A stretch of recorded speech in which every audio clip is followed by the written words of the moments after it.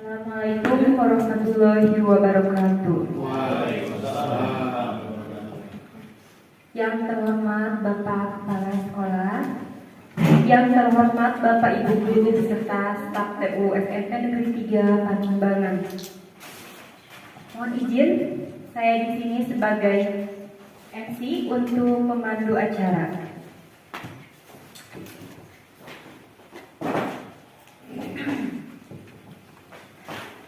Sebelum memulai acara pada siang hari ini, marilah kita bersama-sama memanjatkan puji dan syukur kepada Allah Subhanahu wa Ta'ala yang telah memberikan kesehatan, keselamatan, dan karunia-Nya sehingga kita semua dapat hadir di tempat ini dengan keadaan sehat walafiat dalam acara diseminasi budaya positif. Sebelum acara dimulai, perkenankan saya untuk membacakan susunan acaranya. Yang pertama pembukaan, yang kedua sambutan dari Bapak Kepala, yang ketiga yaitu acara inti diseminasi budaya positif oleh CGP kita Bapak Teguh Lestarianto, yang keempat doa, dan yang kelima penutup. Baik, sebelumnya mari kita simak bersama pembukaan sekaligus sambutan dari Bapak Kepala, Bapak Iman Suskirman. Kami persilahkan.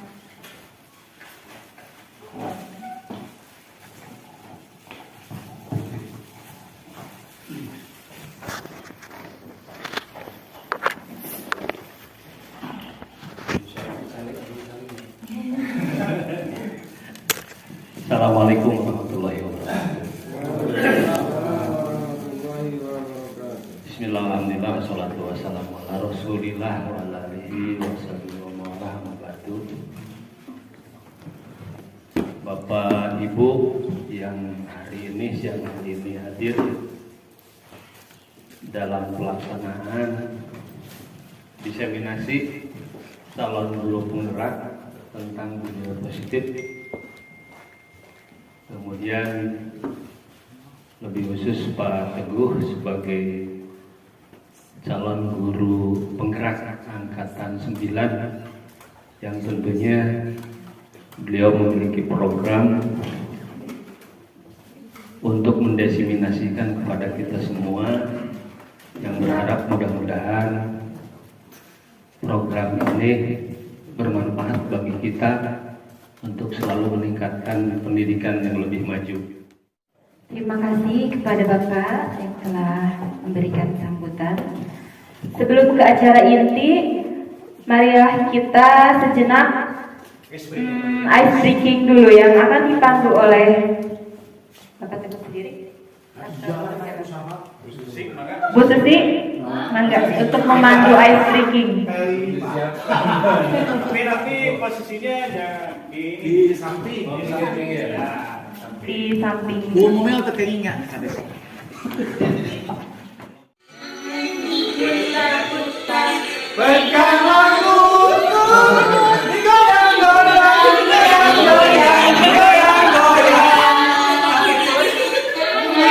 Putar-putar, bertepuk tangan, tangan diputar-putar, peganglah bahu, tangan diputar-putar, peganglah lutut, digoyang-goyang, digoyang-goyang, digoyang-goyang.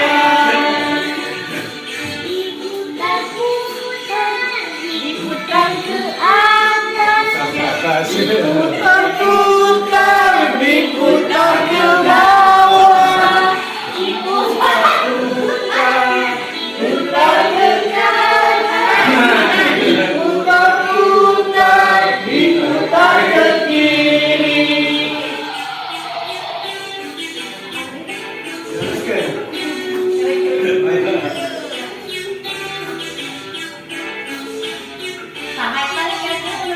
Terima kasih.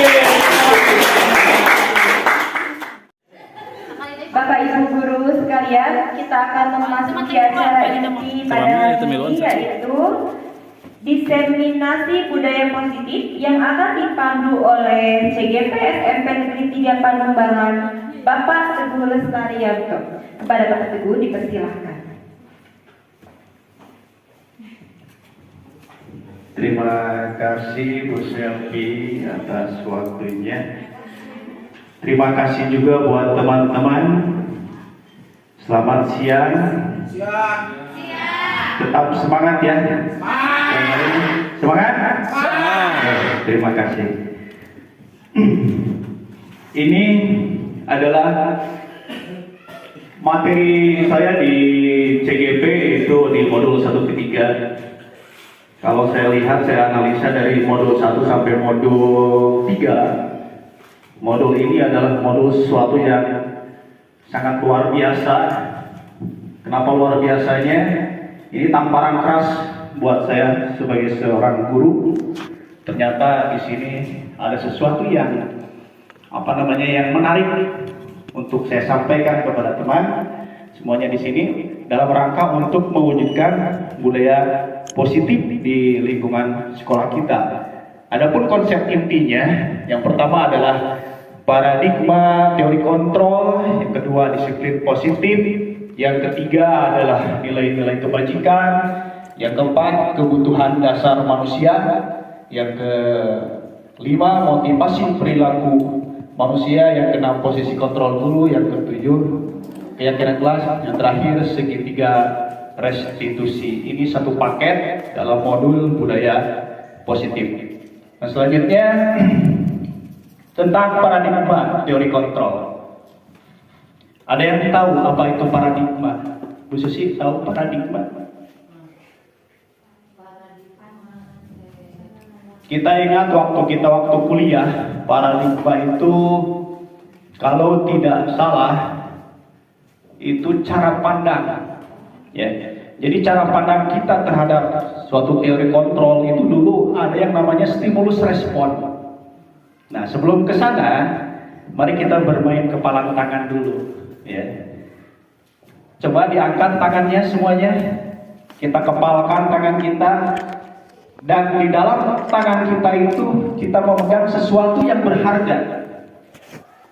Kemudian saya menyuruh untuk membukanya, atau teman Anda untuk membukanya. Bisa nggak kita membukanya, Bapak Ibu membukanya? Padahal di dalam genggaman tangan yang Ibu genggam itu ada sesuatu yang sangat berharga dalam diri Ibu. Tidak ya? Ya. Karena apa? Hanya kita yang bisa mengontrol diri kita. Jadi dalam stimulus respon yang dulu, paradigma yang dulu itu bahwasanya seolah-olah orang lain dapat kita kontrol, ya, dapat kita kendalikan sehingga kita dapat merubah seseorang menjadi apa yang kita inginkan. Seperti tadi yang saya contohkan. Pak Haji buka kepala tangannya, buka, saya tidak mau buka, tapi tetap Pak Haji tidak mau buka karena memang hanya dirinya yang bisa mengontrol. Itu stimulus responnya. Namun pada teori kontrol ini sangat bertolak belakang. Sesuatu yang sedang kita kontrol sebetulnya tidak dapat kita kendalikan.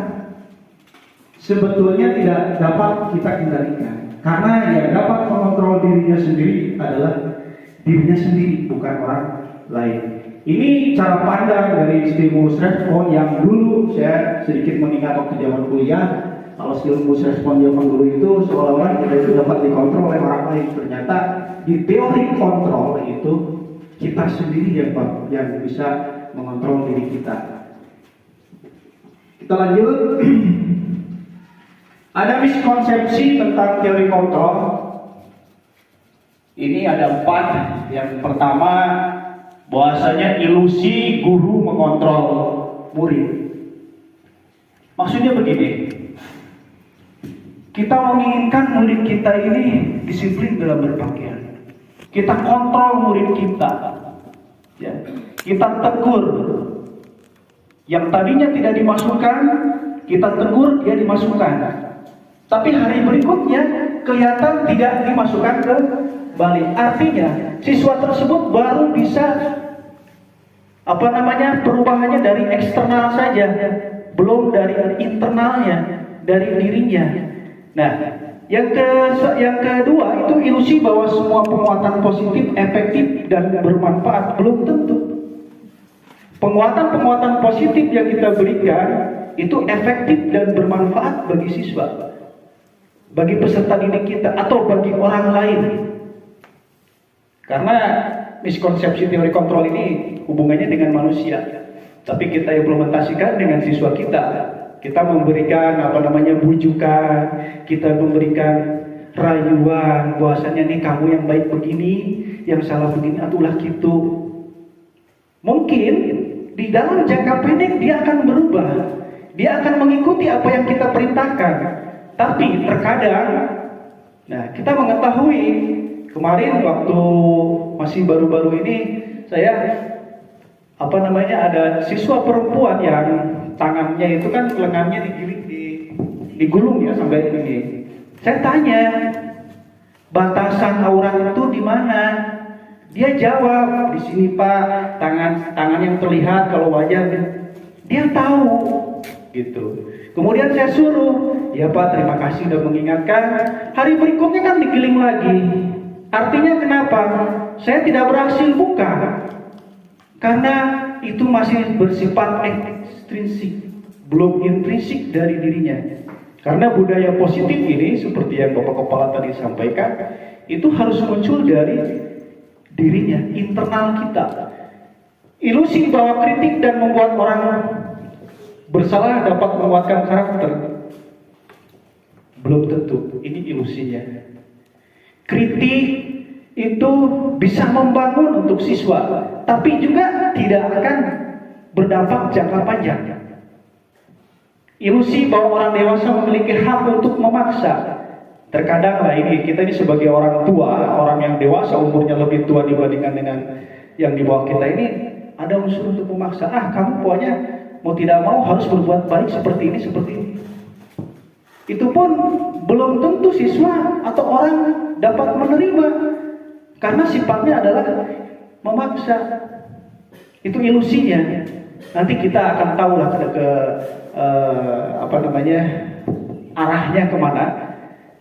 Kita lihat dulu di sini ada bagaimana kita mengubah paradigma stimulus respon ke teori kontrol.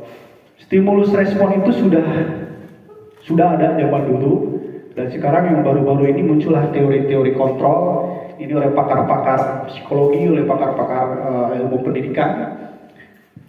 Di dalam stimulus respon, realitas kebutuhan kita sama. Ternyata di dalam teori kontrol, realitas kebutuhan kita itu berbeda. Gitu. Ya. Misalkan, Ibu Susi, kenapa Ibu mengikuti kegiatan ini? Pak Haji, kenapa mengikuti kegiatan ini? Itu pasti memiliki tujuan-tujuan kebutuhan yang berbeda, tujuan yang berbeda. Gitu. Semua orang melihat hal yang sama, stimulus respon dalam teori kontrol, setiap orang memiliki gambaran yang berbeda. Peserta didik kita walaupun dalam satu kelas itu memiliki gambaran-gambaran yang berbeda. Coba kita kasih gambar. Kemudian kita suruh anak-anak kita untuk melihat, mencermati, kemudian menyampaikan apa yang dia lihat. Sedangkan kita menginginkan siswa itu, ini jawabannya harus begini ya. Tidak, itu teori kontrolnya seperti itu. Kita mencoba mengubah orang agar berpandangan sama dengan kita. Dalam stimulus respon, dalam teori kontrolnya, kita berusaha memahami pandangan orang lain tentang dunia. Ya. Kita ada yang namanya diferensiasi, pembelajaran diferensiasi. Itu salah satu untuk memahami pandangan-pandangan anak peserta didik kita. Arahnya kemana, kesukaannya kemana, ini kita nggak bisa. Harus mengubah anak didik kita berpandangan yang sama dengan kita. Kemudian perilaku buruk dilihat sebagai suatu kesalahan dalam stimulus respon, tapi dalam teori kontrol semua perilaku memiliki tujuan, baik itu buruk ataupun tidak, ataupun yang baik. Kemudian orang lain bisa mengontrol saya, dalam teori kontrol hanya Anda yang bisa mengontrol diri Anda. Ya. Kita lanjut, saya bisa mengontrol orang lain, Anda tidak bisa mengontrol orang lain. Pemaksaan ada pada saat bujukan gagal. Teori kontrolnya kolaborasi, konsensus menciptakan pilihan-pilihan baru. Konsensus itu apa ya namanya ya, diskusi mungkin dari hasil musyawarah ya, itu akan menghasilkan suatu hal-hal yang baru pada peserta didik kita. Model berpikir menang kalah itu dalam stimulus respon, tapi di dalam teori kontrol itu model berpikirnya adalah menang dan menang. Kalau kita mendengar disiplin, apa yang terbayang dalam benak Bu Susi? Datang pagi-pagi Pak. Ya. Pak Dede, kalau kita dengar disiplin, pakaian rapi Pak.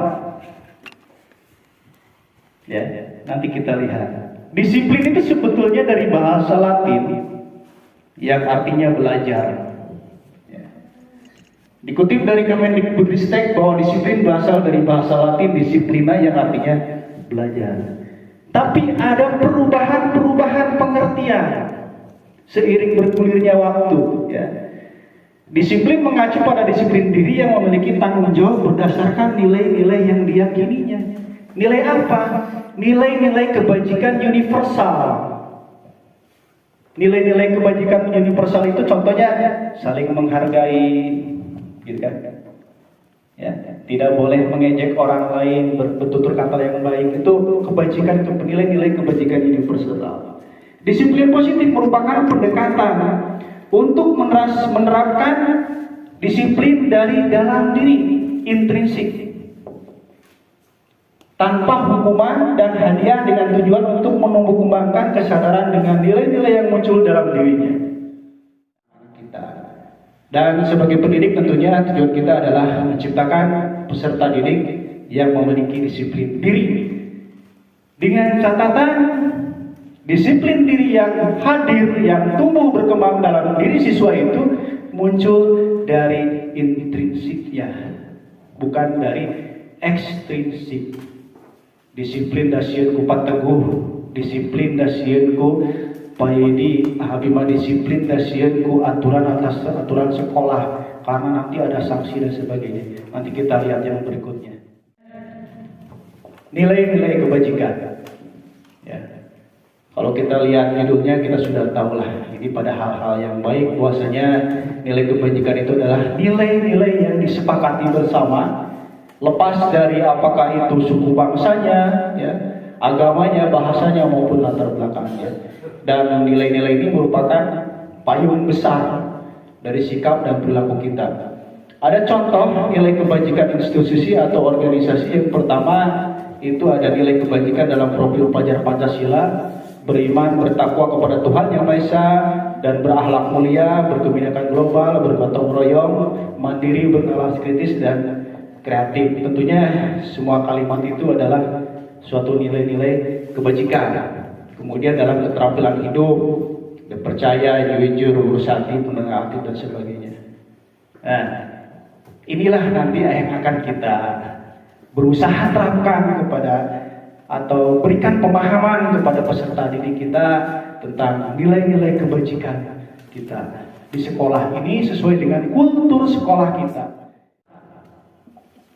Kebutuhan dasar manusia itu ada 5. Ya. Ada 5. Jadi itu merupakan unsur-unsur ya yang dibutuhkan oleh manusia dalam menjaga keseimbangan baik secara fisiologis ataupun psikologis. Jadi seluruh tindakan kita memiliki tujuan tertentu, dan tentunya semua usaha terbaik yang kita lakukan bertujuan untuk memenuhi kebutuhan dasar. Contoh kasus. Jika kita mendapati peserta didik kita dia merebut makanan temannya, misalkan ada di kelas itu ada jam makan bersama, ada satu orang merebut makanan temannya, dia makan, dihabiskan, akhirnya berantem, terjadilah sesuatu hal yang tidak diinginkan. Berarti peserta didik tersebut sedang memenuhi kebutuhan dasar apa? Survival atau bertahan hidup. Nah ini saya baru tahu ternyata dari untuk menyelesaikan suatu permasalahan kita harus tahu dulu kebutuhan dasar peserta didik kita. Kenapa melakukan itu? Kita harus tahu. Misalkan ada anak di kelas kita itu, aduh saya nas tos berpakaian rapi, bunia meninggal tidak ini ke saya gitu. Jadi itu diem aja akhirnya dalam pelajaran bunia itu. Oh ternyata itu anak itu kenapa demikian? Karena dia ada suatu kebutuhan dasar yang ingin dia raih, yaitu tentang kebutuhan dasar rasa cinta dan kasih sayang. Nanti kita lihat di sini. Ya. Oke. Ada 5 kebutuhan dasar manusia. Yang pertama bertahan hidup, itu makanan, pakaian, tempat tinggal, keamanan dan kesehatan, kasih sayang dan rasa diterima. Rasa diterima, dipedulikan, berbagi, dihargai, dan kerjasama. Kemudian untuk penguasaan, harga diri, keinginan untuk dianggap, memimpin, berprestasi, dan didengar. Ya, jadi kalau misalkan ada siswa yang dia berulah di kelasnya, setelah kita selidiki, oh dia itu pengen didengar oleh temannya, pengen didengar oleh gurunya, oh berarti ini anak kebutuhan dasarnya adalah penguasaan. Kemudian kebebasan, mandiri, memilih mencoba hal baru atau berpetualang, kesenangan, bermain, humor, tertawa, jalan-jalan. Kalau ada murid Bu Susi bahasa Inggris, ada 1-2 orang dia lagi di luar bermain-main, berarti itu anak sedang melengkapi kebutuhan dasarnya, yaitu pada kebutuhan kesenangan gitu. Kemudian kita lanjut, motivasi perilaku manusia. Mari kita tanya kepada diri kita sendiri, bagaimana kita berperilaku, mengapa kita melakukan segala sesuatu. Apakah kita melakukan sesuatu karena ada dorongan dari lingkungan atau ada dorongan lain? Apakah Bu Susi mengikuti hadir ini karena dorongan-dorongan dari mana? Dari luar atau dari dalam? Apakah takut dengan Bapak Kepala? Apakah takut dengan saya? Gitu. Jadi seorang siswa peserta didik kita, dia disiplin itu kita belum tahu ini unsurnya dari intrinsiknya atau dari ekstrinsiknya. Apakah saya akan memakai atribut, takut ke Bu Susi nanti di push up, takut ke Bu Susi nanti di larikan, hari Seninnya berikut dilengkap. Itu hanya suatu ketakutan, takut karena dihukum gitu. Motivasi perilaku manusia itu dibagi 2. Ada yang sifatnya ekstrinsik dan intrinsik. Untuk yang ekstrinsik itu contohnya untuk menghindari ketidaknyamanan atau untuk menghindari hukuman, yang seperti tadi contohnya. Hari Senin dikumpulkan, di push up, Senin berikutnya tidak ada anak itu. Atributnya lengkap, tapi dia hanya sebatas motivasi ekstrinsik. Bisa jadi anak itu dia merasa takut dihukum. Bukan itu tujuannya kita. Kemudian untuk mendapatkan imbalan dan penghargaan dari orang lain. Kalau misalkan kita, anak-anak, kalau kalian dapat berpakaian rapi, ini Bapak wali kelasnya nih, nanti akan Bapak kasih hadiah. Berarti anak itu berpakaian rapi dengan tujuannya satu, mendapatkan reward. Dan itu akan melemahkan peserta didik kita, tidak akan berlangsung sejangka panjang. Artinya, jika itu terjadi, anak kita akan memilih-milih guru. Yang kedua adalah motivasi intrinsik. Untuk menjadi orang yang mereka inginkan dan menghargai dirinya, itu dengan nilai-nilai yang mereka percayai. Memang ini tantangan buat kita, ini sangat susah. Materinya seperti ini, tapi dalam prakteknya betul harus ada kontinuitas. Saya sempat berdebat juga di Lokakarya kemarin, mumpung ada senior-senior, ada PP juga, kemudian ada dari BBGP juga. Ya. Jawabannya cuma satu, praktekkan. Praktekkan. Apa hasilnya lihat sendiri. Dia dalam bukunya Restructuring School Discipline menyatakan ada 3 motivasi perilaku manusia. Yang pertama, menghindari ketidaknyamanan ataupun hukuman. Yang kedua, mendapatkan imbalan atau penghargaan dari orang lain. Yang ketiga, untuk menjadi orang yang mereka inginkan dan menghargai diri sendiri dengan nilai-nilai yang mereka percaya. Tentunya kita menginginkan di nomor 3 tentunya, ya. Jadi kita lihat di sini. Nah, makhluk seperti apa sih hukuman itu? Tidak terencana. Maka taruh sikap Bu Susi, apakah Bu Susi mempus apa anak-anak itu direncana? Tidak. Hukuman itu tidak terencana. Tapi ada yang namanya konsekuensi. Kalau konsekuensi itu biasanya kedua belah pihak. Nah, dan otomatis itu terencana. Kalau hukuman biasanya itu tidak terencana, tiba-tiba. Kemudian yang kedua, murid tidak tahu apa-apa. Dan murid tidak dilibatkan. Sempat terjadi juga pertanyaan, Pak, bagaimana kalau misalkan kami menghukum siswa tapi sebelumnya kami sudah ada komunikasi, yaitu mendekati dengan konsekuensi katanya gitu. Kemudian yang ketiga itu bersifat satu arah. Hukuman itu hanya satu arah, kita yang pegang kendali. Yang terakhir, hukuman itu bisa berupa fisik dan psikis. Ternyata kita mengerutkan dahi, kamu beri menggerutkan dahi itu secara psikologi akan menjatuhkan mental siswa. Yang kedua, konsekuensi. Nah, ini konsekuensi itu terencana dan disepakati sesuai peraturan. Konsekuensinya kalau tidak pakai atribut, bagaimana? Konsekuensinya kalau hari Senin, atau misalkan konsekuensinya kalau di jam olahraga kamu tidak pakai sepatu olahraga, bagaimana? Itu terencana. Antara guru olahraga dengan peserta didik sudah melakukan suatu komunikasi. Kemudian murid tetap dibuat tidak nyaman. Tapi udah ada komunikasi tapi tidak nyaman. Betul. Karena yang nyaman itu nanti direstitusi. Yang nyaman itu adalah dari unsur intrinsiknya. Yang ketiga, sikap guru selalu memonitor murid. Duh, ayah Pak Teguh langsung lebetkeun. Itu ayah dikeluarkan. Jadi kita itu seolah-olah itu mengontrol murid kita dengan aturan-aturan di sekolah.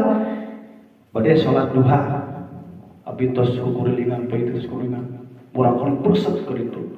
Itu mengontrol murid, karena murid tahu bahwasanya peraturan di sekolah itu harus sholat duha berjamaah, tapi dia berada di sana. Tatkala kita ada di luar, dia langsung bergegas. Jadi sikap guru itu selalu memonitor murid dalam konsekuensi. Yang terakhir, yang ketiga ini restitusi. Proses menciptakan kondisi bagi murid untuk memperbaiki kesalahan. 2, proses kolaboratif yang mengajarkan murid untuk mencari solusi sendiri. Ini restitusi nanti di bagian terakhir ada restitusinya. Nah, inilah posisi kontrol sebagai guru. Jujur, saya ini sebagai penghukum. Ternyata posisi saya ini adalah sebagai penghukum dan pemantau. Maka ya Bapak, teman-teman semua berada di posisi mana yang diharapkan oleh Kementerian Pendidikan dalam materi budaya positif ini, dan ini ada di PMM, ya. Semua materinya sama di PMM, video-videonya sama. Yang diharapkan adalah yang nomor 5 itu sebagai manajer. Apa itu manajer? Apa itu pemantau, teman, pembuat rasa bersalah? Nanti kita lihat. Penghukum. Jika kita sebagai penghukum, pada posisi ini perbuatan guru itu berupa menghardik, menunjuk-nunjuk, menyindir, menyakiti. Menyindir ternyata menghukum, menyindir. Ya, menyindir, menghukum, menyakiti apalagi. Hasilnya bagaimana? Dia akan berontak siswa itu. Mungkin berontaknya juga tidak berontak dalam arti yang bisa kita lihat, ya. Mungkin dia berontaknya juga ada dari secara halusnya, mungkin ada dia mungkin jadi pendiam, dia jadi malas belajar dan sebagainya. Kemudian siswa akan menyalahkan orang lain dan berbohong. Itu dilakukan agar tidak dihukum. Pembuat rasa bersalah. Pada posisi ini intonasi kita sebagai guru itu lebih rendah, lebih halus lagi, berbeda dengan posisi penghukum. Walau begitu, kata-kata yang diucapkan ini membuat siswa menjadi merasa bersalah. Aduh Devi, kenapa tuh kamu begini jika tuh tulungan ka ibu? Itu membuat Devi menjadi rasa bersalah. Guru mengambil posisi sebagai teman atau orang terdekat kepada peserta didik kita, ini akan menjalin hubungan pertemanan dengan humor dalam mempengaruhi siswanya. Tutur katanya ramah, kadang bercanda dan sok kenal, sok dekat ini aja. Tapi itu pun akan melemahkan siswa. Artinya siswa nanti satu akan memilih-milih guru. Dua, itu tidak akan berjalan lama. Karena motivasinya yaitu abi mah cekat posisi wae misalkan. Motivasinya bukan dari intrinsiknya, masih dari ekstrinsik. Pemantau. Guru sebagai pemantau atau monitor berarti mengawasi setiap langkah. Sama, sepakat semuanya, kami juga selaku guru kemarin sama di Kabupaten Ciamis Lokakarya, semuanya sama berperan sebagai pemantau. Kenapa? Karena ada aturan. Ini sudah biasa lah kita lakukan. Kemudian manajer. Manajer bukan berarti bapak kepala. Pemimpin pembelajaran bukan berarti bapak kepala. Kita semua adalah pemimpin pembelajaran untuk mewujudkan pembelajaran yang berpusat pada murid sesuai dengan kodrat alam dan kodrat zaman yang kita tuntun mereka. Tapi kalau kelihat bahasa manajer, oh kepala berarti bukan. Guru sebagai posisi manajer berarti berperilaku layaknya sebagai seorang mentor. Ngapain? Memberikan arahan, bimbingan, mendukung tindakan siswa, mempertanggungjawabkan tindakannya, sekaligus memberikan arahan untuk menemukan solusinya. Sebelum Bu Susi, saya penghukum, agak taruh apa itu. Saya penghukum Bu Susi. Ya. Ada contoh penerapan 5 posisi kontrol guru dalam kasus siswa tidak memakai atribut lengkap saat upacara bendera. Sebagai posisi penghukum, lari 5 putaran, itu penghukum. Kemudian membuat rasa bersalah, kamu lagi. Sudah berapa kali Bapak ingatkan, tetap kamu selalu tidak pakai atribut. Itu bahasa sederhana bagi kita sebetulnya, tapi menurut pakar-pakar pendidikan, pakar-pakar psikologi, oh itu membuat rasa bersalah kepada objek yang kita tuju gitu. Dan yang ini ada posisi sebagai teman. Ayolah, ikuti aturan sekolah ya kan, gitu kan? Ya. Buat bapak ibu bangga, lain kali jangan berbuat seperti ini. Oh siap Bu, siap Pak. Gitu, ya. Iya sudah ditulis Bu Susi, semua. Gitu. Kemudian untuk pemantau, guru itu mengaitkan dengan aturan. Ya. Kamu sudah melanggar peraturan sekolah kan? Gitu. Ya. Kamu tahu nggak konsekuensinya bagaimana? Jangan kamu ulangi lagi ya. Nah itu pemantau itu karena memang kita ada aturan dan ya dia ada bentuk konsekuensinya itu. Yang terakhir ini posisi manajer. Apakah kamu tahu kesalahan kamu? Kita tanya kepada anak. Oh ya Pak, saya tahu. Apa kesalahan kamu hari ini? Saya tidak pakai atribut Pak.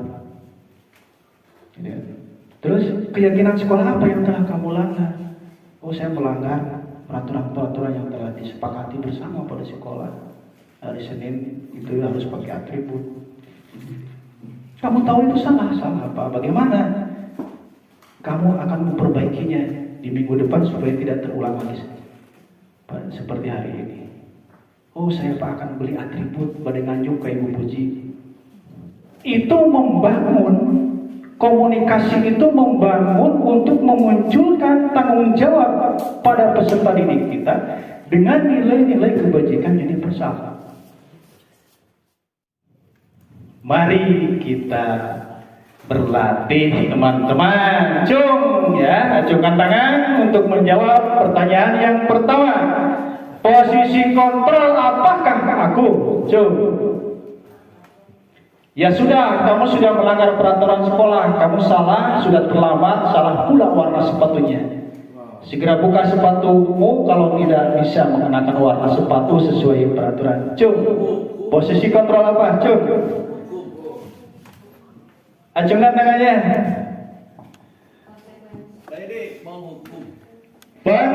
Hukum. Sepakat? Sepakat penghukum? Oke, kita lihat ya, betul atau tidak ya? Kita lihat ya. Oke, 1, 2, 3. Betul, tepuk tangan untuk Pak Edi.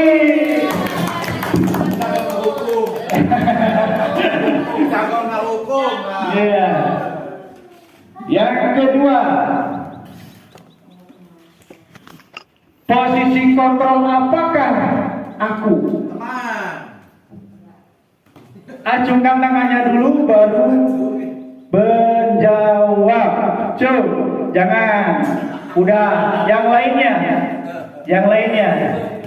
Saya harap bisa berkontribusi semuanya. Silakan Pak Menteri. Ayolah tugasnya dikerjakan, nanti Ibu ditegur Bapak Kepala Sekolah. Kalau kalian tidak kerjakan tugas, tolong bantu Ibu Bapak ya. Kita lihat nih Pak Menteri jawabannya betul atau tidak. Bismillah. Berat rasa bersalah. Oke. Yang ketiga, posisi kontrol apakah aku? Acungkan tangannya. Nanti kamu kan anak paling cepat berlari. Besok lagi jangan terlambat ya. Harusnya kamu baris paling depan loh. Kalau lakukan itu untuk Ibu ya. Cung, siapa? Pak Dik, apa Pak Dik? Teman. Teman. Oke, kita lihat. Apakah jawabannya benar? Posisi kontrol apakah aku sebagai posisi kontrol? Teman. Ya. Yang terakhir. Posisi kontrol apakah aku? Pajar lihat ternyata nilai-nilai kamu rendah. Itu semua karena kamu acuh tidak acuh dalam mata pelajaran ini. Pernah nggak kita menyampaikan ini ke siswa? Mohon maaf, melucut. Pernah ya? Cung, posisi kontrol apakah ini? Pemantau. Cung. Pemantau. Baik ini. Pemantau. Kita lihat. Ya, betul. Tepuk tangan untuk Pak Edi. Kita lanjut lagi, silakan. Yang terakhir nih, kalau tidak salah terakhir nih. Posisi kontrol apakah aku? Semua orang pernah melakukan kesalahan dan kalian berdua bukan salah satu yang pernah melakukan kesalahan. Pak Edi, manajer. Kita lihat. Betul, Pak Edi, tepuk tangan, manajer. Bu Susi, masih semangat? Lanjut. Oke, kita lanjut ke bab berikutnya tentang keyakinan kelas. Nanti di akhir semuanya akan menyambung menjadi mengerucut semuanya. Ada yang bisa menjawab? Mengapa keyakinan kelas? Mengapa bukan peraturan kelas?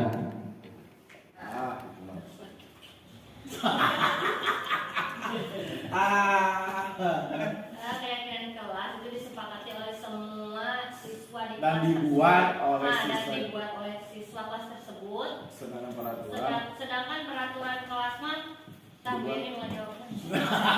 Dilempar. Bagaimana yang lain? Mengapa keyakinan kelas bukan peraturan kelas? Karena keyakinan kelas itu dirumuskan, dibuat oleh bersama. Artinya ada dua arah. Tapi kalau peraturan kelas itu hanya satu arah. Ya. Jadi di dalam kurikulum Merdeka ini kan kita baru tahu yang namanya ada kesepakatan kelas. Untuk tingkat SMP dan SMA itu lebih baik ke keyakinan kelas. Kesepakatan itu nanti untuk di SD. Karena pola pikir tentang nilai-nilai kebajikan universalnya sudah berbeda antara SD dengan SMP. Tapi bagaimana ini? Ya sudah, tidak apa-apa, tidak jadi masalah. Apalah arti sebuah. hampir sama. Iya, hampir sama ke situ juga, gitu. Kita lanjut.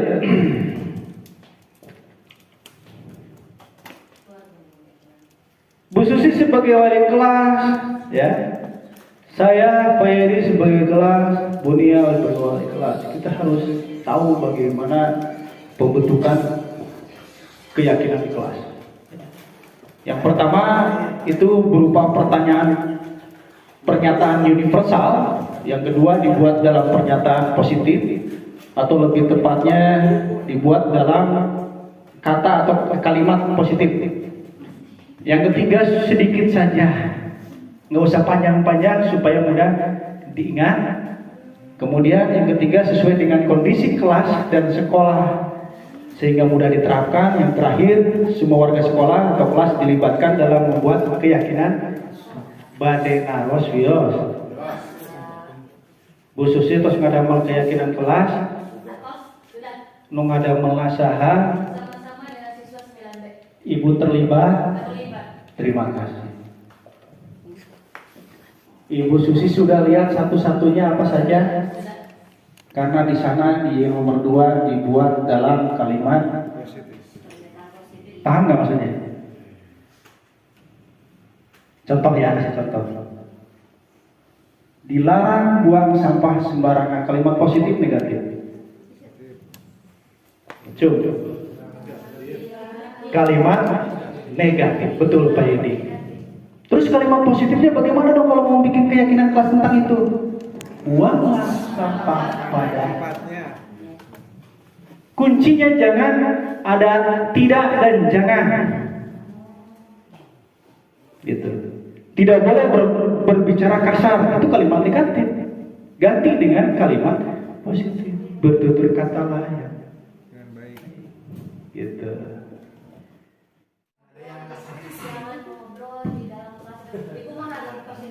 Jangan ngobrol selama proses pembelajaran. Diamlah.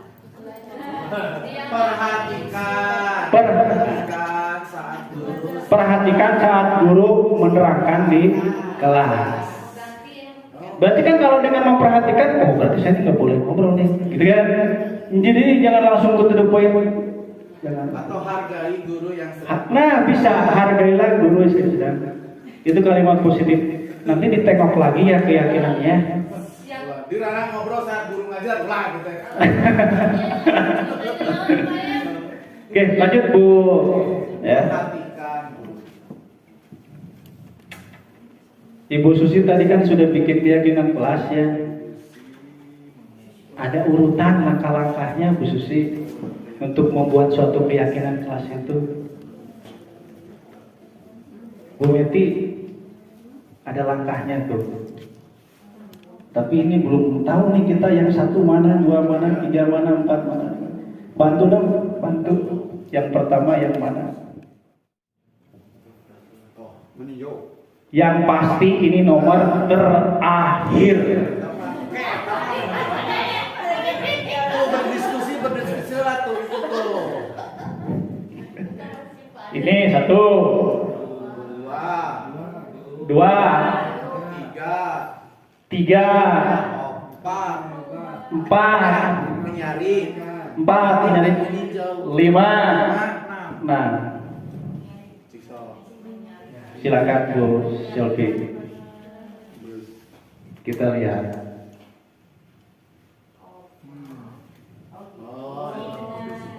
Ya.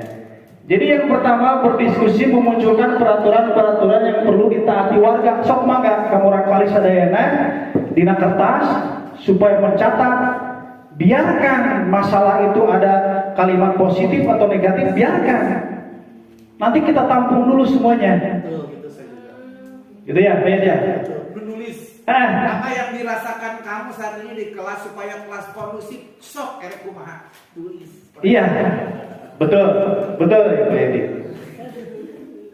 Setelah itu baru mengubah peraturan-peraturan menjadi kalimat yang lebih Positif. kan karena di sini belum semuanya positif. Ya, anak-anak itu nuliskan. Banyak anak-anak ya. Jadi saya harus menyebutkan. Iya. Gitu. Kita sebagai guru membimbing biar nanti peserta didik yang berubahnya. Yang ketiga, menyarikan peraturan-peraturan menjadi nilai-nilai kebajikan. Kalau siswa sudah membuat suatu keyakinan kelas, sudah berbentuk kalimat positif, baru kita lihat ini nilai kebajikan apa yang ada ini. Gitu. Jadi supaya siswa tahu, oh ternyata kalau kita bertutur kata yang baik itu nilai kebajikannya adalah menghargai orang lain. Gitu. Kemudian kalau kita nilai kebajikannya apa? Kebersihan.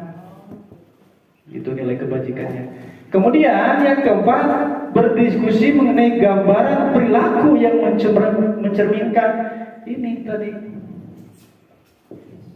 Gitu. Jadi kalau kalian sudah menyepakati keyakinan kelas tentang ini,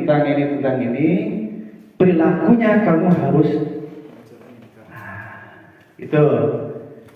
Yang kelima, berdiskusi mengenai peran seluruh warga kelas. Bagaimana perannya? Perannya bukan hanya untuk orang ke seluruh. iya, ya. Bukan hanya untuk mengaplikasikan apa? Memonitor. Betul itu. Iya. Ada sering ke saya, pasti ini gini-gini tidak sesuai dengan lo ya. Makasih kalau saya itu ada orang. Itu bagus siswa, berarti dia tanggap gitu. Yang kelima, nanti ada meninjau ulang apakah keyakinan kelas yang kita buat, yang kita sepakati berjalan baik atau tidak. Kalau tidak berjalan baik, pada poin apa? Evaluasi lah gitu. Ya, Bu Susi. Begitu Bu Susi daratnya langkahnya seperti ini. Enggak, tidak harus diganti gitu. Ditinjau kembali saja. Ya, tinjau kembali lah. Ditinjau kembali evaluasinya. Ya, itu mah monggo lah. Bagaimana wali kelas ya, periodenya mau berapa bulan sekali gitu dalam satu semester gitu. Karena intinya begini, keyakinan kelas itu bukan hanya jangan sampai hanya terpasang di kelas kita saja. Mubazir itu kenging ngeprint ya. Tapi harus ada kerjasama kolaborasi dengan peserta didik kita untuk mewujudkannya. Lanjut Bu Sylvi. Terakhir, segitiga restitusi. Inilah kuncinya terakhir. Gambarnya juga segitiga, arahnya juga harus sesuai dengan jarum jam, tidak ke sini dan tidak boleh diacak. Yang pertama harus menstabilkan identitas dulu, yang kedua harus validasi tindakan yang salah, yang ketiga menanyakan keyakinan. Tidak boleh kita dalam menyelesaikan suatu permasalahan itu nanyain dulu keyakinan. Tidak boleh juga harus ke sini. Panggil, oh kamu tuh salah gini. Harus menstabilkan identitas. Artinya siswa itu supaya tenang jiwanya, tidak merasa dirinya bersalah, tidak merasa ditekan oleh kita, biar distabilkan. Oh mungkin nak kalau Bapak menjadi kamu, Bapak juga akan seperti itu. Tapi tidak apa-apa, namanya juga manusia, itu tidak luput dari kesalahan. Namun sebaik-baiknya manusia adalah manusia bisa memperbaiki kesalahan. Itu tenang.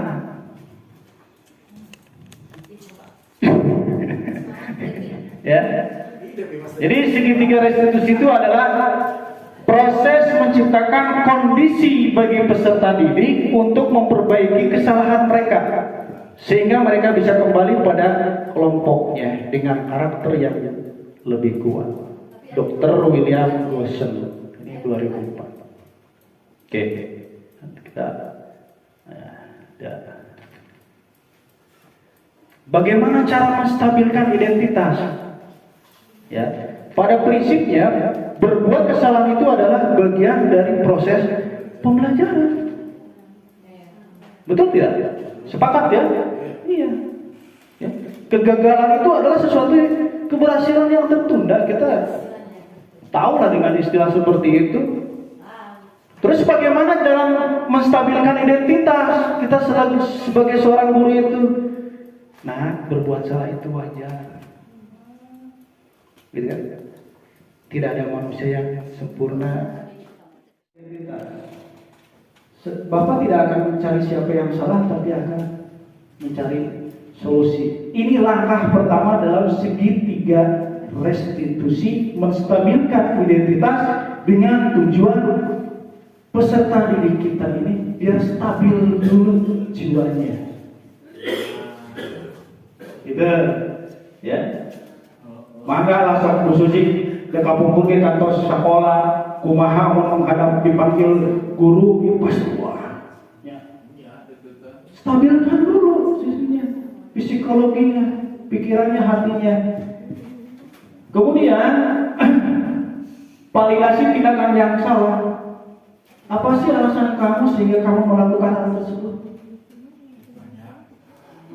Gitu. Jadi ini lebih ke metode interogasi gitu, tetapi interogasinya terarah. Untung kamu tidak bertindak yang lebih membahayakan. Ya. Kamu melakukan karena kamu menjaga nama baik kedua orang tua kamu. Ya misalkan yang diejek-ejek sama orang tuanya. Ini sebetulnya masih banyak. Ini bukan hanya seperti inilah, ini hanya kalimat contoh saja. Ya.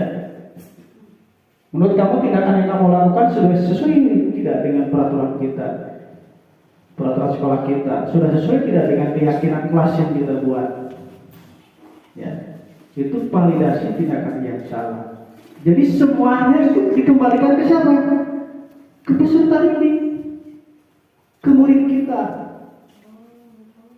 Biar nanti terakhir murid juga yang mencari solusinya untuk memperbaiki dirinya, gitu, ya. Itu untuk validasi. Yang terakhir ini menanyakan keyakinan. Prinsipnya dari kontrol bahwa pada dasarnya kita melakukan sesuatu termotivasi secara intrinsik. Menanyakan kembali keyakinan kelas yang telah disepakati apa, ya, atau peraturan sekolah apa. Apakah sikap kamu sudah sesuai dengan keyakinan kelas kita atau peraturan kita? Nilai keyakinan kelas apa yang sudah kamu langgar? Kira-kira kamu ingin menjadi orang yang seperti apa? Dengan cara apa kamu akan memperbaikinya? Ini terakhir dari langkah segitiga restitusi, metodologinya di posisi terakhir. Terkadang berarti selama ini kita pernah dong melakukan segitiga restitusi. Pernah. Betul. Ya. Tapi kan mungkin kita tidak tahu langkah awalnya dari mana, gitu kan? Nah sekarang kita sudah tahu, kita sudah jelas. Mari kita kita perbaiki. tapi dengan tujuan mulailah dari diri kita sendiri, intrinsik untuk kebaikan kita. Gitu. Ada satu contoh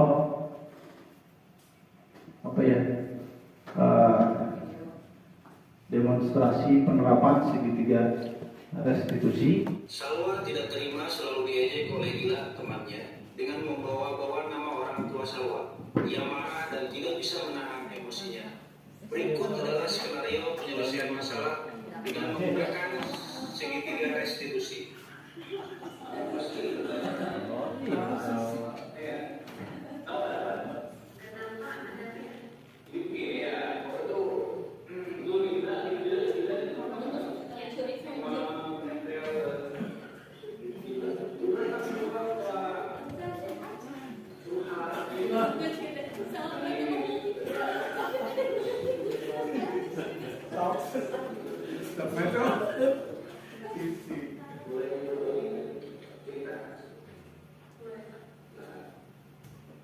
Nanti dilihat aja ya.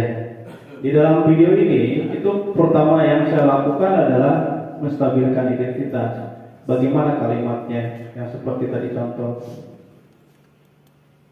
Ini ceritanya kasusnya di Salwa itu diejek teman-temannya, dia bersabar, akhirnya dia tidak bisa mengendalikan diri, emosi, karena temannya mengejek di depan banyak orang dengan membawa nama orang tuanya. Itu langkahnya sudah bagus, dia bersabar, tapi di puncaknya dia tidak bisa mengendalikan diri, akhirnya terjadilah keributan sehingga membuat dia menangis, gitu kan? Nah, langkah pertama saya untuk menstabilkan identitasnya, saya berbicara, jika Bapak menjadi Salwa, Bapak juga akan merasa tidak enak, gitu kan? Itu artinya bukan berarti saya mendukung Salwa, bukan berarti mendukung tindakan Salwa, tapi supaya Salwa itu stabil identitasnya. Itu validasi tindakan yang salah. Nah, diperkuat oleh kita dengan Salwa, bukan hanya kamu saja yang pernah berbuat kesalahan, semua manusia pernah berbuat kesalahan. Diawali dari situ. Ya, itu validasi tindakan yang salah. Yang terakhir keyakinan baru digali bagaimana cara merubahnya. Kedepannya Salwa akan bagaimana merubahnya supaya tidak terjadi seperti ini. Oh Pak, nanti kalau ada yang mengejek saya lagi, saya akan laporkan saja kepada wali kelas dan BK supaya diselesaikan secara baik. Begitu. Kan sementara ini dalam video ini Salwa itu tidak melaporkan ke BK dan wali kelas, cuma dia pendam. Gitu, ya. Nah, itulah segitiga restitusi.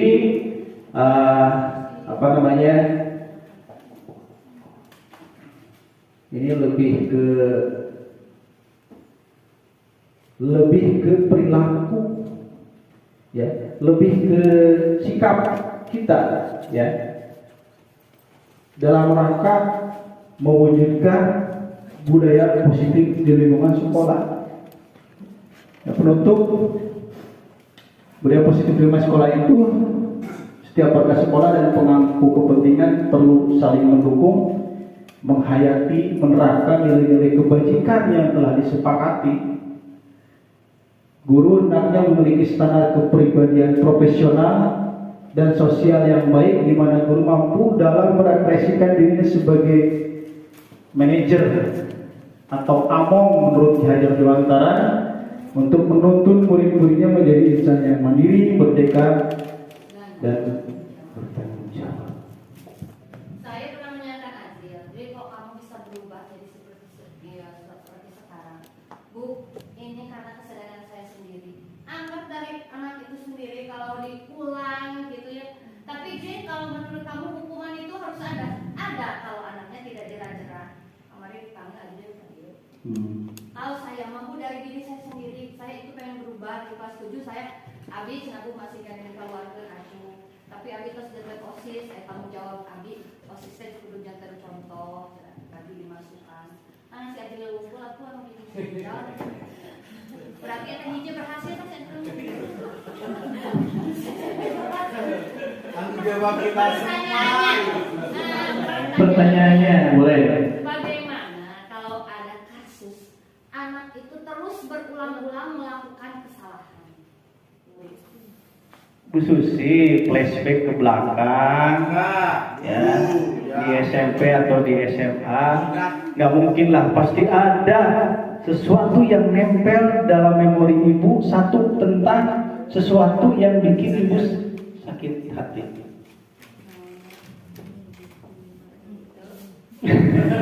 Oh, bagus berarti Bu Susi. Oh, betul. Bagus. Saya itu paling yang teringat itu ke guru seni, karena dia itu selalu mengajarkan saya itu menyanyi paling ngesek kami pada itu di SD. Ibu kok. Gak ada yang negatif. Nggak ada negatif mungkin. Ya, oke. Maksudnya negatif itu bukan berarti sesuatu yang ekstrim, Bu Susi, bukan. Itu kan tingkatannya beda-beda, gitu. Ya, ya terus terang ya saya masih. Itu adalah guru yang di hati anak bedanya. Iya. Di dalam life skill itu juga ada pembelajaran salah satunya. Iya. Jadi anak itu punya idola. Apa? Tapi main di idola, ibu dulu yang Itu bagus, bagus. Ini tidak. kalau yang idola itu ada. Kenapa saya menanyakan itu? Pastilah punya ingatan yang kuat ya. Saya ingat waktu SD kelas 3 SD saya dilempar penghapus oleh Bapak Iing, hitam gelap orangnya, kumisnya begini. Guru bahasa Sunda dilempar pakai penghapus yang dibuat dari kayu yang pakai peci itu ya, dulu itu kan. So, berat Pak. Itu di SD. Kalau di SMA saya ingat Pak Warsito. Ya, ditarik saya oleh Pak Warsito, kemudian dipukul cepat. Itu yang membekas. Artinya gini, lisan atau fisik yang dilakukan oleh guru secara psikologi, menurut teori psikologi itu pasti akan membekas di siswa. Terserah itu siswa mau mengartikan itu baik atau tidak. Terkait pertanyaan Bu Susi itu pun saya tanyakan Bu Susi di sana. Ya, saya tanyakan.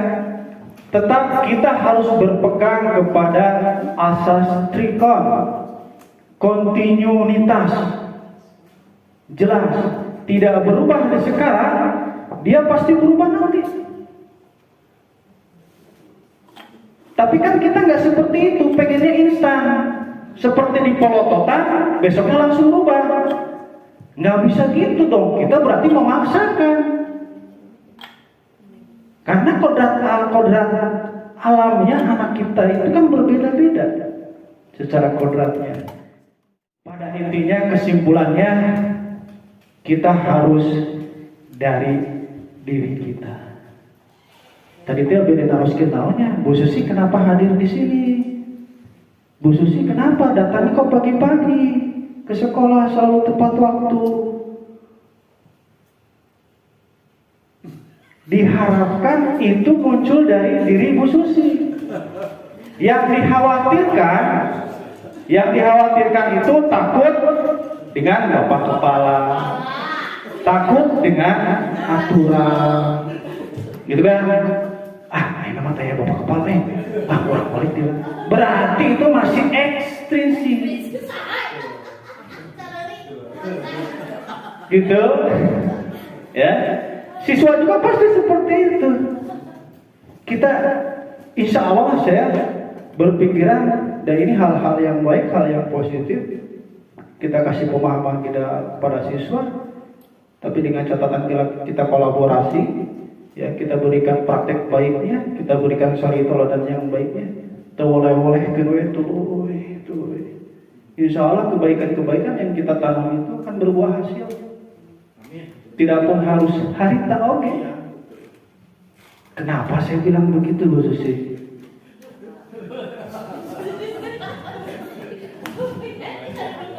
Alumni saya yang saya hukum berat, dia curhat, ya. Ternyata di SMA-nya dia berubah. Berarti waktu di SMP dengan saya tidak berubah. Salut saya. Jadi tertanya, oh itu mungkin yang namanya kontinuitas itu seperti itu. Kita nggak bisa harus instan atau bulan harap kudu tumbas, nggak mungkin. Gitu.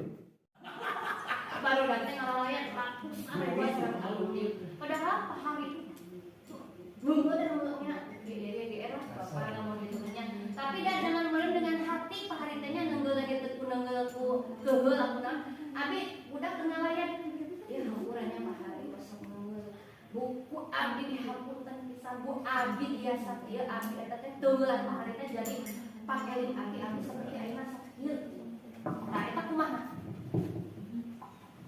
Ada yang bisa jawab, teman-teman? Abi senang ngomongkeun Bapak hari alhamdulillah Bu Abi lamun teu Pak hari gitu Abi mau seperti orang lain. Aya teh budak anak itu. Berarti emang anak teh merasakannya pukulan guru teh aya merasakan ini mah kasih sayang meureun gitu atawa naon teh naon gitu teh.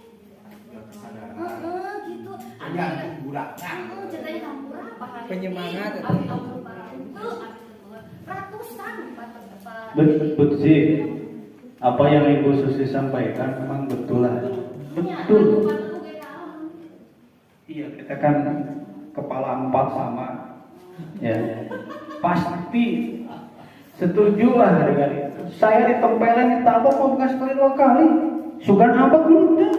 Saya sampaikan di kaos dalam sampai saat ini karena didikan saya SMA begini. Kalau saya tidak pakai kaos dalam saya nggak enak. Saya pakai kaos kaki, saya pakai beber karena itu didikannya begitu. Ketika saya tidak pakai, ketika saya dewasa saya nggak enak. Iya, gitu. Apakah itu memang tergantung kepada orangnya atau gimana gitu? Kalau saya melihat peraturan, ya santai saya taati saja gitu. Betul, emang betul. Emang kembali kepada orangnya menurut saya gitu. Kalau secara paradigma memang betul saya setuju secara paradigma. Tapi secara kenyataan beda di lapangan. Jelas. Beda di lapangan. Iya. Makanya ketika saya menemukan restitusi ini ketika di CGP gitu ya di saya sedikit bingung. Ini saya salah nggak ya gitu. Perasaan anak didik saya tidak ada yang balas dendam kepada saya. Justru mereka datang, Pak, kenapa sama saya? Saya ready Pak. Yang dulu saya marahi, suka mereka ngambek justru, ya Allah Pak ini semoga Bapak sehat walafiat gitu. Karena gitu. Ya gitu. Karena bagi seorang guru yang ingat anak itu ya bohong nah, ya pinter nah, biasa-biasa mah bisa aja kayak gitu. Gitu kan gitu. Jadi anaknya saya katakan itu tergantung siswanya gitu memang betul gitu. Di lapangan begitu. Tapi begini Bu Susi, kita itu kan adalah seorang akademisi. Kita itu adalah intelektual. Tidak salah dengan teori-teori ini. Kita terima dan kita coba untuk menumbuh kembangkan di sekolah kita terkait dengan budaya-budaya positif. Dan budaya positif bukan hanya pada kasus-kasus saja, bukan seperti yang tadi saya sampaikan seperti itu. Hapunten Bu Susi ya.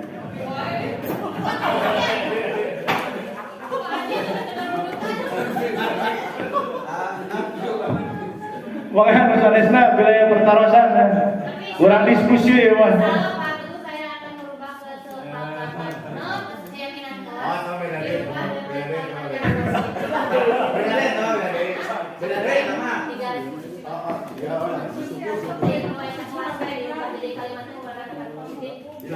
Dilarang, jangan dilarang. Diperhalus. Ya, harapannya ya tolong disampaikan juga kepada siswa terkait apa sih itu budaya positif, karena mungkin kita sepakat bahwasanya proses pembelajaran yang baik itu bermula dari lingkungan yang positif, dari budaya positif itu akan terwujud ya. Proses pembelajaran yang baik itu akan terwujud dengan baik. Tidak mungkin kalau lingkungan tidak baik, budayanya tidak baik, kayaknya tidak akan terwujud dengan baik untuk tujuan pembelajaran itu pada profil pelajaran Pancasila yang tadi. Begitu Pak Ginten, terima kasih kepada teman-teman semuanya. Ya.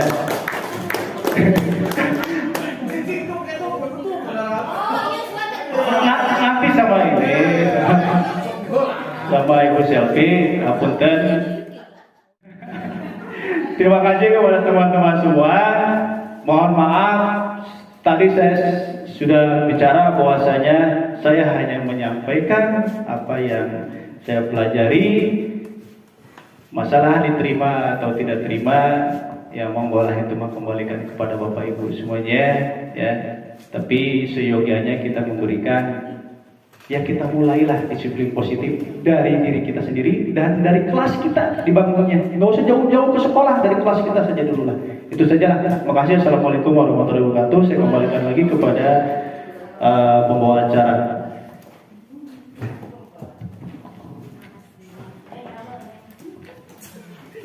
Terima kasih Bapak Teguh Lestariano. Boleh berikan aplaus sekali lagi.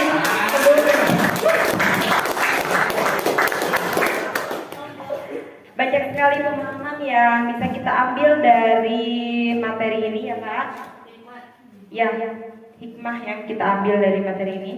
Semoga apa yang telah kita dapatkan bersama dari sesi diseminasi ini menambah wawasan kita semua dan juga dapat kita sebarkan kepada anak didik kita, siswa-siswi SMP Negeri 3 Panumbangan, agar mereka menjadi siswa-siswi yang memiliki budaya positif. Amin. Amin. Dan kontinuitas, itu ya Pak. Berkelanjutan. Selanjutnya doa oleh Bapak Dikdik kepada Bapak Dikdik Sodikir. Saya persilakan. Oh, pengen kali rek doa. Kalau buat di amplop ayo sini. Saya datang ke sini dengan Pak Yedi, saya datang ke sini dengan keyakinan sendiri. Karena hari ini saya banyak semangat di rumah. Assalamualaikum warahmatullahi wabarakatuh. Kita berdoa kepada Allah semoga kita semua diberikan kelancaran, kesuksesan, selalu ada dalam lindungan Allah Subhanahu wa taala, sehat walafiat, dijauhkan dari bahaya. Allahumma shalli ala sayyidina Muhammad wa ala ali sayyidina Muhammad. Allahumma ya qadil hajat, Allahumma ya qadil himas, Allahumma ya dafi'al arbaliyat, Allahumma ya rafi'at darajat, Allahumma syafi'ul amrat. اللهم يا مجيب الدعوات اللهم يا ارحم الراحمين ربنا آتنا في الدنيا حسنة وفي الآخرة حسنة وقنا عذاب النار واعتصموا بحبل الله والحمد لله رب العالمين ببركة القرآن الحكيم يا نسأل الإجابة الفاتحة بسم الله الرحمن الرحيم الحمد لله رب العالمين الرحمن الرحيم مالك يوم الدين إياك نعبد وإياك نستعين اهدنا الصراط المستقيم صراط الذين أنعمت عليهم غير المغضوب عليهم ولا الضالين. Alhamdulillahirrahmanirrahim. Hari ini kata kerannya adalah peace and love khusus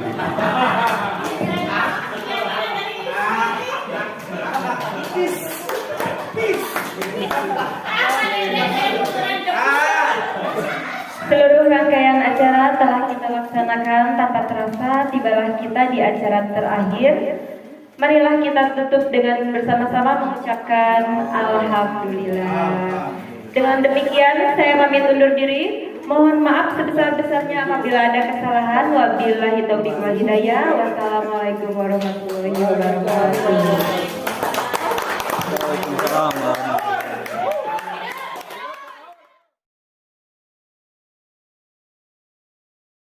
Selamat pagi Bu Siti. Mohon maaf ya mengganggu waktunya.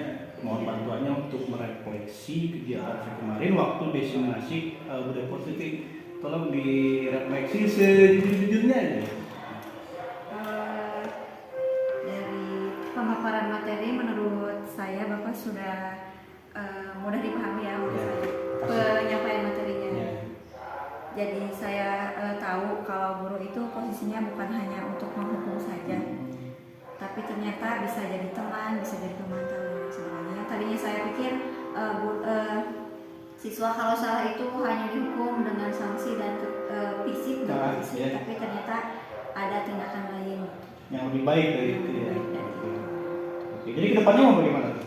Kedepannya insya Allah akan mulai saya terapkan ya pada pembelajaran ketika menangani siswa yang melakukan kesalahan bagaimana seperti itu. Makasih ya Bu Sita atas refleksinya. Silakan Bu.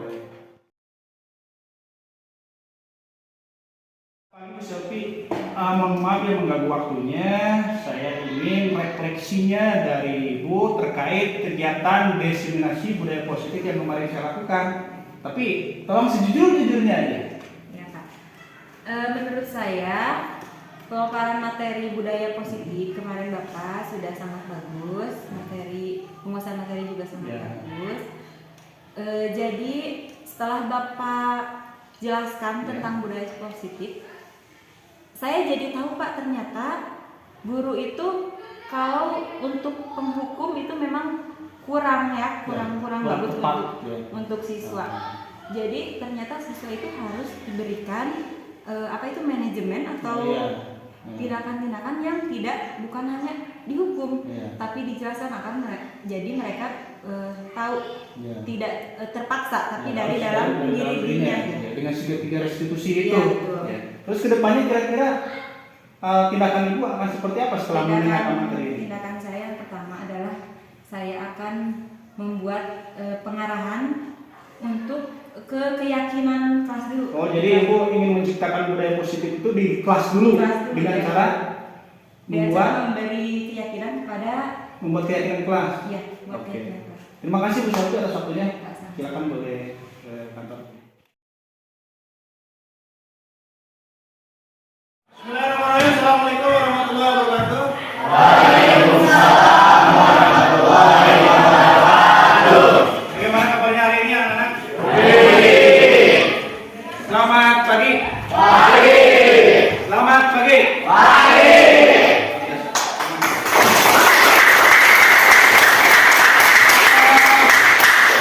Pada kesempatan hari ini kita akan membuat keyakinan kelas. Mengapa keyakinan kelas? Mengapa bukan peraturan? Dan ada yang bisa bantu mencoba menjawab? Silakan Adril. Soalnya kalau keyakinan kelas itu jadi keyakinan kita semua di kelas keyakinan kelas. Oke. Di kelas. Kalau peraturan? Kalau peraturan itu bisa kita ikuti soalnya tidak sesuai dengan keyakinan kita. Oke, tangan. Ada lagi yang lain yang mau menambahkan? Tidak. Jadi begini. Kalau keyakinan kelas itu, ya, suatu peraturan-peraturan dari kalian yang dibuat oleh kalian, yang dirumuskan, kemudian disepakati. Artinya keyakinan kelas yang nanti kita buat itu sistemnya dua arah. Kalau yang peraturan kelas itu satu arah. Satu arah artinya yang membuat peraturan mungkin sekolah, mungkin wali kelasnya. Hanya satu arah. Kalian tidak dilibatkan dalam pembuatan peraturan kelas. Kalau keyakinan kelas, kalian terlibat. Itu dua arah antara kalian dan guru. Ya, paham sampai sini? Paham. Kita akan coba membuat keyakinan kelas, setuju? Setuju. Bisa berkontribusi semuanya? Bisa. Terima kasih. Kemudian untuk membuat suatu keyakinan kelas itu, satu, itu berupa pertanyaan universal. Pertanyaan universal itu secara umum, ya, secara umum. Dua, dibuat dalam pernyataan positif. Pernyataan positif atau kalimat positif. Contoh, ada kalimat begini: dilarang membuang sampah sembarangan. Itu kalimat positif atau negatif? Negatif. Kalimat positifnya bagaimana? Jom. Kalimat positifnya bagaimana?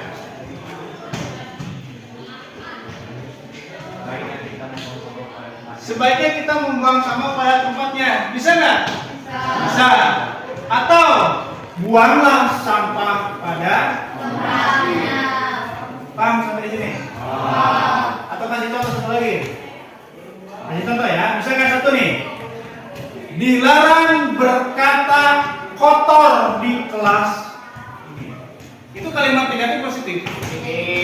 Negatif. Kalimat positifnya bagaimana? Bertutur katalah yang baik. Paham ya? Kemudian yang kedua, sedikit saja agar mudah nggak usah panjang-panjang. Untuk membuat sebuah keyakinan kelas itu nggak harus panjang, apalagi sampai berjajar-jajar. Itu untuk mudah kita ingat. Yang ketiga, sesuai dengan kondisi kelas. Sesuaikan dengan kondisi kelas kita. Yang keempat, semua warga sekolah atau kelas dilibatkan dalam membuat keyakinan kelas. Ini semua sudah terlibat. Ada kalian sebagai siswanya, ada bapak sebagai gurunya. Urutannya, nah ini nanti ada urutannya. Ya. Kalian akan berdiskusi memunculkan peraturan-peraturan yang perlu ditaati. Silakan diskusikan peraturan-peraturan apa saja yang perlu ditaati di kelas kalian. Nanti kamu tulis di stick note, ya. Terlepas dari apakah itu kalimat positif atau tidak, tulis saja di sini, ya. Nanti yang kedua, baru setelah dikumpulkan, kita lihat bersama-sama apakah ada kalimat yang negatif. Kalau ada, baru kita rubah ke kalimat positif. Nah, itu rangkaiannya. Nah, yang ketiga, menyarikan peraturan-peraturan menjadi nilai-nilai kebajikan atau nilai-nilai keyakinan. Kalau sudah menjadi kalimat positif, nanti kita baca bersama-sama. Misalnya, yang tadi contoh, buanglah sampah pada tempatnya. Itu nilai kebajikan apa? Kesehatan. Benar, ya? Oh, ternyata buang sampah pada tempatnya itu ada nilai kebajikan. Baik apa? Nilai kesehatan. Ya? Atau kebersihan lingkungan, bisa. Kemudian yang keempat, berdiskusi mengenai gambaran perilaku. Nah, itu tadi, buanglah sampah pada tempatnya. Bagaimana sih perilaku kita yang mencerminkan itu? Ya. Jadi kita kalau misalkan jajan, apa di mana-mana, dapat sampahnya, itu jangan dibuang sembarangan. Ya. Kalau tidak melihat tempat sampah, kalau ada baru itu cerminannya. Setelah dirumuskan, kemudian diaplikasikan atau diterapkan, yang terakhir peran kalian bagaimana? Satu, memonitor atau memantau. Mangga, badai sepakati pengusaha, badai UKM, karena pimpinannya di kelas ini. Di hari Senin, warga kelas 9B ini apakah melanggar keyakinan kelas yang sudah dibuat? Ada misalkan tulis pelanggarannya apa? Pada poin apa? Nanti dikumpulkan sampai hari Jumat. Dalam satu minggu itu, wah kok banyak banget nih yang melanggar nih teman-teman saya. Itu memonitor. Ya. Kemudian setelah peran yang terakhir meninjau ulang keyakinan kelas dari waktu ke waktu, artinya sudah berjalan 1 bulan, 2 bulan ditinjau dari catatan-catatan hasil monitor. Poin-poinnya paham sampai sini? Mari kita coba bikin keyakinan kelas. Dibantu tolong dibagikan. Ingat kuncinya apa? Tidak boleh panjang supaya mudah diingat.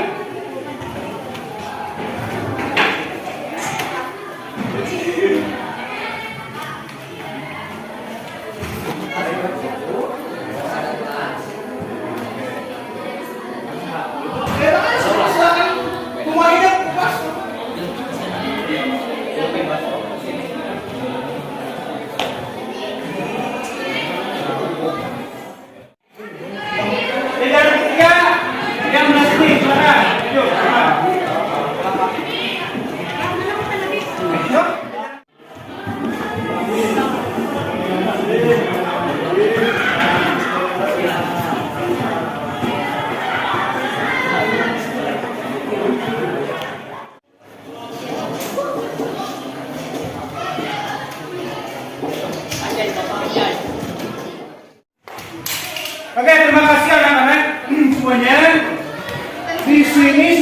pindahkan ya ke semua jawaban-jawaban peraturan-peraturan yang telah kalian buat dalam satu lembaran ini. Ya, ini totalnya ada 22 peraturan yang kamu buat. Namun di sini masih mentah, artinya perlu kita rubah ya atau perlu kita olah kembali. Bagaimana Ajil? Kira-kira menurut kamu apakah ada yang dirubah kalimat negatif menjadi kalimat positif?